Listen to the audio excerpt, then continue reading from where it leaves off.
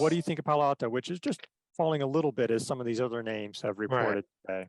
right. So with Palo Alto, um, yeah, so you have that trend line so that you drew, and then once it got up to the traditional pivot, that's when the stock, pulled back a little bit, which we've seen quite a bit over the last couple of years. So, the as long as it's holding, so yeah, its peers are getting hit pretty good, but Palo Alto seems to be holding up. So that was my one of my reasonings behind the option trade that I was going to do, and Good. You before want we to take get the go? Oh, yeah, yeah, so go yeah, ahead. before we get to that, what was the I wanted to look at the chart and look at the just kind of put your mouse over the 198 area.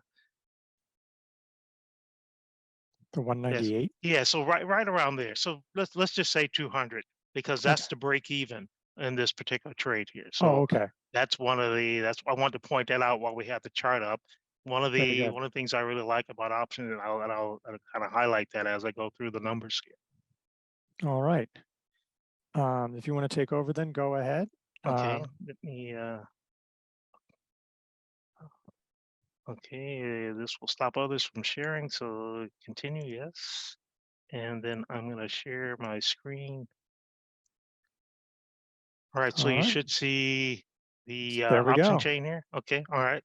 All right, so I've got Palo Alto Networks here, and I'm gonna go out to the July 21 expiration. So that's 50 days out.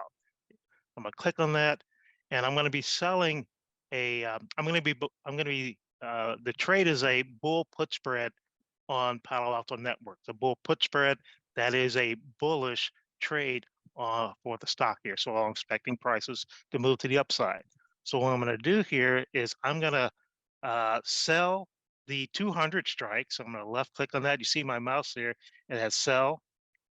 I'm gonna sell the 200 strike, and then I'm gonna buy the 195 for protection. I'll hold my left mouse button down, and you see the numbers here. So I'm gonna raise that to I think it was 137 was my numbers that I have here. So let me raise that number so it matches my numbers on the left side. We'll go over that in a moment. So again, selling the 200 strike, buying the 195. So let's take a look at the numbers here. So I'm gonna click on confirm and send. And so here, our max profit is the amount of credit that we're receiving. So we're receiving a credit of $1.37 in option terms. You always multiply by 100, so that's $137. Our max profit.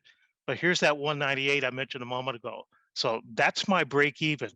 The break even is below the stock price. So with Palo Alto trading around 212 bucks at the moment, or 211, uh, this stock can decline quite a bit before I at least get my break even. So that's what I like about these particular spread trades here. So let's go through some further numbers here. So I'm gonna click on edit here, and I've got some notes here on the left side. So what we're gonna do is we're gonna go through the probability of success and how much capital we're gonna put into this trade, and then how many contracts we're gonna buy. So we start with the our risk here. So the risk is, the way you calculate that is you take the width of the spread, which is $5. So the difference between the strikes here, so that's $5 minus the credit received, which is uh, uh,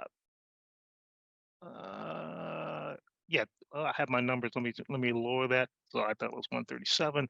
So the credit received was a dollar 35, and that puts our actual risk at $3.65, or in option speak, $365. So that's our actual risk in the trade. Okay, to determine what we call the probability of success. Probability of success is the probability of this trade making Are at those least notes? So did you show the notes? Where are your notes are uh you showing? That might be yeah, on a separate. you're Where are the not note? seeing the notes. It should be on the left side here. Can you see the option chain here? Um, Harold, I'm wondering if it's because you're sharing a window instead of your entire screen.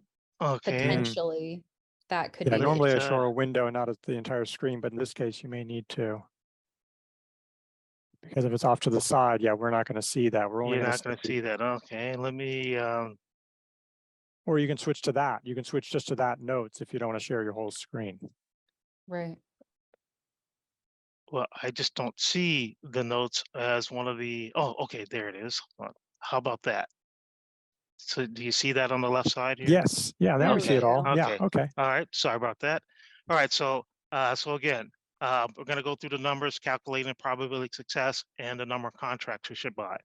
So first we need to determine what our risk is. We take, here's a little of the equation I use. So we're taking the width of the spread, which is $5. That's the difference between the strikes here.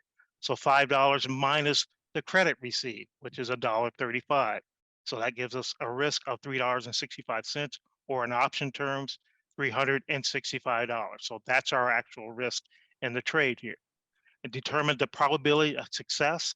Probability of success is just the probability of this stock making at least 1 penny or more by expiration. The way we determine that is we take the actual risk, which is $365, divided by the width of the spread, which we know is $5, and that gives us a probability of success of 73%. So far, so good. So based on that, how many contracts should we be buying?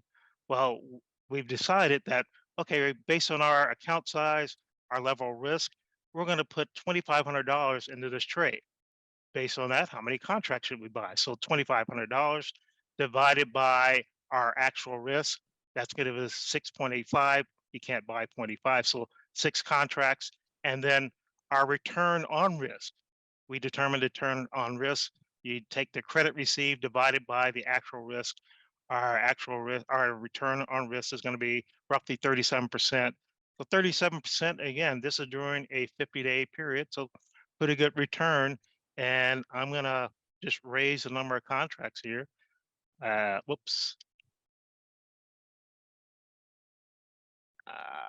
Okay, I messed that, but anyway, I would just raise that up to 6 contracts and then send the trade off. I'm just going to do that right now, and maybe I'll add the contracts a little bit later. So that's the trade. I have to wait and see if it gets filled. I want to fill. I don't have to be filled. That's my approach when it comes to options.